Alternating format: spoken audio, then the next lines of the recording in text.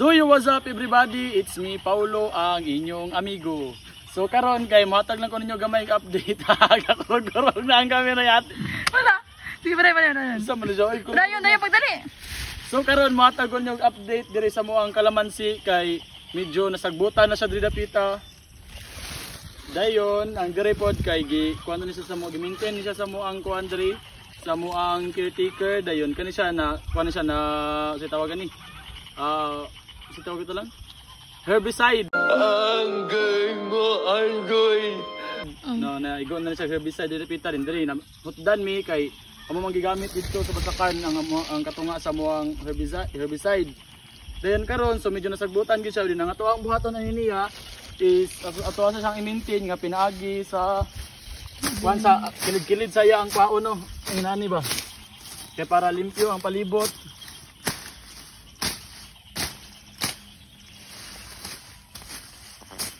Kay sunod adlaw, siguro sunod semana, siguro mga Sabado mabalik ko diri magdala na kog mower kay mawiron na nako ni diri kay para kuan kay luoy kay kalamansi dagko na ra baong nitupong na nako. So then hatag po ko ninyo gamayng tips no nagsamiagi ga. Samiagi ga kuan mi ga incubate mig baby diyo nami gi-prepare gyud nga kamalig para anta sa baby pero na failure lang tungod kay wala mi kabalo kung sa gitaro nga pamaagi bitaw sa pag-incubate sa itlog asa dapit unsay maayo paliton. So ni testing mi og 60 direta. Yo lang.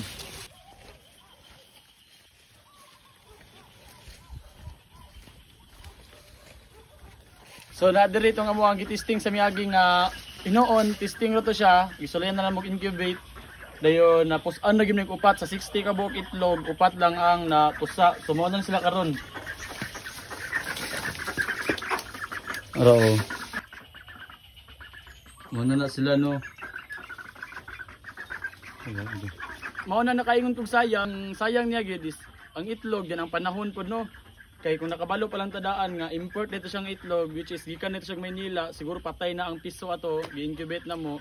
Mo nang upat ra ka buok ang nabilin. So karon nakapalit mi og kuan, nakapalit mi duha ka tray another duha ka tray another testing. So pero paminaw na ko marag sure na to kay farm na kita mong napalitan dito sa Dicayas Twinsland. So shout out ninyo dira.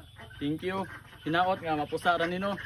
O basta update at mo po ni nadto yang among preparation sa bibi sa dirita.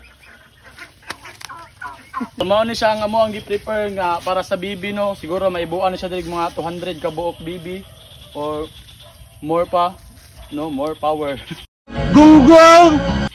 So siguro mas more 200 plus ang maibo dira. Dili gyud siya ingon dako pero okay ra gyud sa panimula din. Kani siya mo nang among gi-sprayan sa miagi is among plano ani sa among patubigan. Among gipatay ang sagbot, kay among patubigan para diri na magdula-dula ang bibi. Dula-dula, yahaya po sa bibi. Dayon, siyempre, ang amuang kuan diri mga dagko na pud ang amuang kuan bay, mga darag ba, mga Bisaya namong manok, then pabo. Guys. Among pabo mo na siya bayi.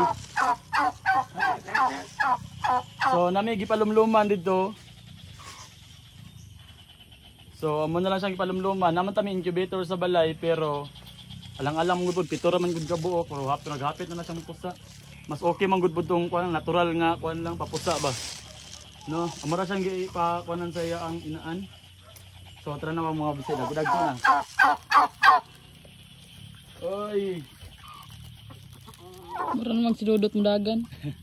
Then dagan pa na siya kuano, kulang pa kayo dagham na si Miyagi din ang uban na namatian. Then sa Miyagi daw na ningon tong amo ang caretaker is gatake daw ni siya iro diri ang batasan ni Agi. No na kuanan na igo sa iro. La. Diri lang nang tas ni di So kung namoy ka suggest no nga kuan ang unsay lami buhion karon nga year or unsa lami buhion nga medyo na income. So ano mo duhag comment dira sa ubos unsa di mo na itlog sa pabo lang Dumayan. Ako inay di ko buro sa no. Wala mo utak kuan pa ka ni. Pilang ni ka kuan diri. Incubate lang try. Incubate mo nag-try. Yeah. Inyo ane? Ini inyo ani? Mane? Ani tubag. Iya. Aray ko. Ya ano.